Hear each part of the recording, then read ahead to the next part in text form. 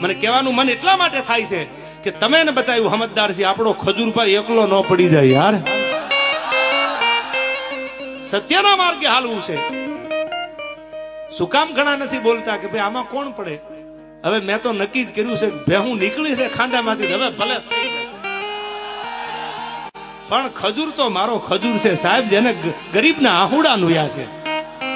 અને આજ તમે આની ભેળા નહીં હાલો, આજ તમે સત્યની હારે નહીં હાલો, તો તમે હાલશો કીધી તો મને કહેતા જાવ એટલે આગલા ડાયરામાં મને ખબર પડે બોલવાની. હાલવું છે ને ખજૂરભાઈ?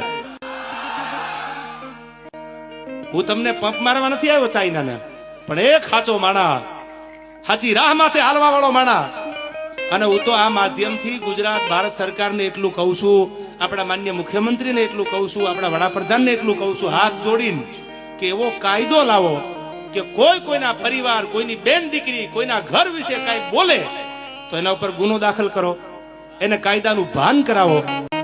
કોઈ હારા માણાની છબી ખરડાઈ જતી હોય અને આ દુનિયા ટગર ટગર જોવે અને પછી મજબૂર થઈને એને કઈ કરવું પડે અને પછી એમ કે એકચ્યુઅલી કાયદો હાથમાં લીધો. આ તો આજકાલ રમત આલે છે. કોઈ હારા કામ કરતો હોય તો બીજા મંડે બોલવા જેમ ફાવે એમ, એની છબીને બગાડવા માટે, ખાંદો મંડે ઉડાડવા, એની છબીને ખરાબ કરવા માટે.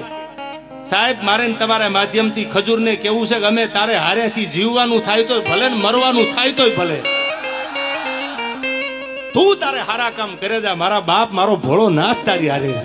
ગરીબ માટે જેને કઈ કર્યું છે સાહેબ, જેના માથે નળિયા ન હોય, ગોભારા માથે પાણી પડતા હોય સોમાહાના, એના ઘરે જઈ જઈ અને મકાન બનાવ્યા. પૈસાની વાત નથી કરતો, ડોનેશન આપે મકાન બને એ તો બરાબર છે, બનતા હોય, પણ પોતાનો પરિવાર મૂકીને ગામો ગામ કિલોમીટર સુધી, હજારો કિલોમીટર ઈ માણસે કાપ્યા છે ને. તો હજી કહું છું કે આપણે આજ એનો સાથ નહીં આપી તો ખજૂર શહીદ થઈ જાય પછી આપણે ભેળા હાલશું? આવો હારો માણસ દુનિયામાંથી વિયો જાય પછી હાલશું? એ વિચાર તમારે કરવાનો છે. તમે સમજદાર છો, પણ સત્યની ભેળો ન ઉભો રહો તો હું મોટો ખદડો ગણાવું. અને જે થાશે એ હવે ભરી પીશું, નસીબ અમારા અને મારા ખજૂરના. પણ તમને એટલું કહું છું કે મારા બાપ, જો તમે સમજદાર હોય, તમે ભણેલા ગણેલા હોય, તમારી આંખે જો જોતા હોય ને, તો આજ આ કળિયુગનો આપણો રામ ઈ ખજૂરને એકલો ન મુકતા ગમે એ થઈ જાય ભેળા હાલવું છે યાર. એની મોરલ નો તૂટી જાય, એના કામ નો બંધ થઈ જાય. આ એની મોરલ તોડવા માટે, એની મેન્ટાલિટી ડાઉન કરવા માટેના પ્રયાસો હાલે છે. અને આ ટાણે જો તમે મારી કે હું કે તમે ખજૂર ભેળા ન રહી તો રે કોણ? એને એના કાકાના દીકરાનું મકાન બનાવ્યું, એને એના માસીના દીકરાનું મકાન બનાવ્યું, એને એના ફૂઈના દીકરાનું મકાન બનાવ્યું?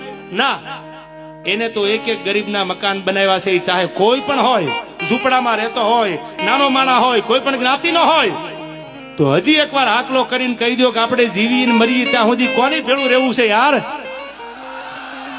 હા ડાયરો, હા યાર, આજ આપણે સત્યનો સાથ આપવો છે. બધાને કહું છું, હવે પછી સોશિયલ મીડિયામાં જ્યાં જ્યાં આવું થાય, તમને એવું લાગે કે સાચો માણસ એના પરિવાર વિશે, એની છબીને બગાડવા માટે આ થાય છે, તો ઉભા રહેજો.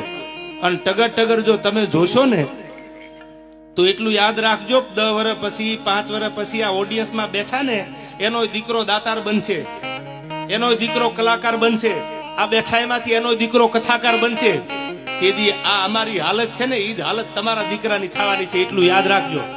આ કોઈની જાગીર નથી, દેવા ખબર તો આજ છે, કાલ નહીં હોય તો કોઈ બીજા ગાતા હશે. તમારો દીકરો કલાકાર બનવાનો છે, તમારો દીકરો ખજૂર જેવો દાતાર બને, કોઈ 5 મકાન કોકના બનાવે. આજ જો ટગર જોશો તો કાલ દીને આવતા વાર નહીં લાગે. સત્યને સાથ આપજો.